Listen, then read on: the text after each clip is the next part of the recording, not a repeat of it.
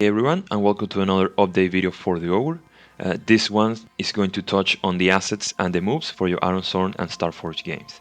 But to show you how all this works, let's go to a dungeon map, which is going to be more fitting to show this. Okay, so let's open this dungeon map. Alright, so here we are. And the first thing I want to show you is that now you can grab the assets and drag them into your map, okay? So this is perfect, for example, for companion assets like this combat bot. You can now play with both your character and your companion in the map, which I think opens a lot of possibilities for the story and the narrative as you play. And on the same vein for these assets, now you can change the icon for the asset.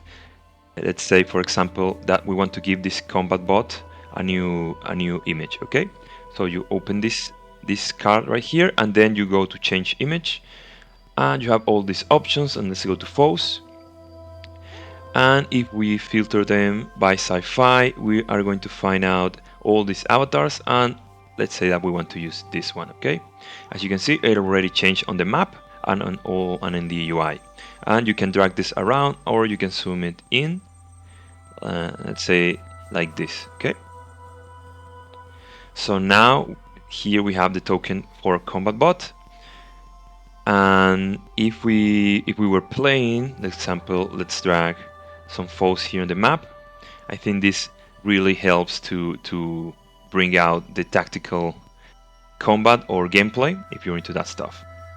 Another thing you can do is that you can now change the description of the assets that you have or edit the assets. But to show you that, I'm going to switch over to a fantasy dungeon that I had here. Okay, and we're also going to switch to a different character. Alright, so let's play with this Gorn fellow right here. And since we're playing fantasy, we can also change the UI to be fantasy. Okay, so what I want to show you is first, let's add some assets to our character here, and that's perfect to show you the new asset window right here, where you can now filter by the source of the assets, and you can also select here the type of the asset. For example, if you press here, you will only see the companions, or you can only see the deeds if you're playing Starforged, and so on. And something else that's important here is if you enable Sundered Isles module. So let's go to settings, modules, and we enable Sundered Isles. And now when we go to this assets panel again, we can see that we have both Starforged and Sundered Isles. Okay, and if we show all the assets, for example, now you have this option. If you press it, it will add to the Starforged list that you have here. It will add the Sundered Isle assets that are compatible with Starforged, as shown on the Sundered Isle book, the PDF. And same applies if you set Sundered Isles. You can press here, and it will add the Starforged assets that should be compatible with Sundered Isles. Okay, so this way you can have a fantasy game like right now, where we are setting Sundered Isles with the assets from Starforged are compatible. Okay, so for example, on the paths, you have this Firebrand asset is from Starforged, but since it's mystical, it's compatible with Sundered Isles. So let's say that we give that to our character. Okay, so we have this Firebrand asset.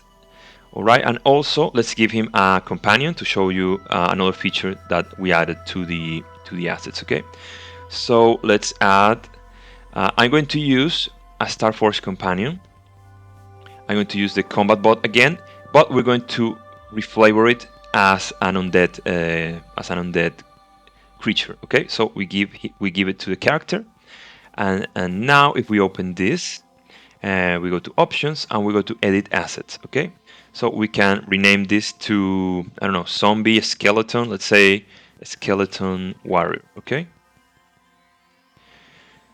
and you can change, for example, instead of your combat bot companion, you can write here your skeleton, and you would change anything you want here in the abilities to reflect the new change. For example, let's say that instead of 5, it has 4 because it's a skeleton, so it has less health, and so on. Okay, so we save it, And by the way, this only changes the asset in your character. Okay, it won't, of course, change the asset here on the assets that you can add. So it only changes on your current character, on the character that has the asset. So we add the companion here, and of course you can change the token. And let's give this companion a more fitting token, since we said undead. Let's find a skeleton here or some sort of creature that fits the undead. Could be this one, looks perfect. Okay, so this is our new skeleton champion. And now you can play as a necromancer. Oh, and the last thing on the assets, let's say that we add a new asset here, a new path. Let's go into Sundered Isles. And let's say that I add this necromancer asset, which is very fitting again. Okay, so let's say that you want to have all your companions toward the end.